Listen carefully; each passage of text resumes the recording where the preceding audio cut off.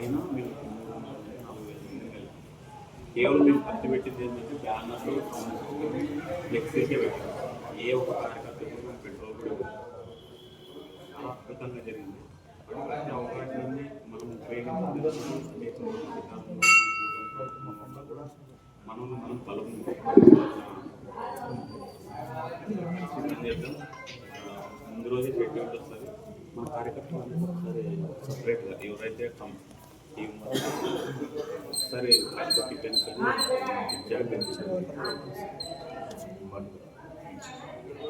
కాబట్టి ఇది సోదరులా మనం కూడా ఆర్థికంగా నేను ముఖ్యంగా చెప్తున్నాను, ఆర్థికంగా కూడా మనం బలపడితే ఎక్కువ రోజు రాజకీయాలు చేయగలుగుతాం.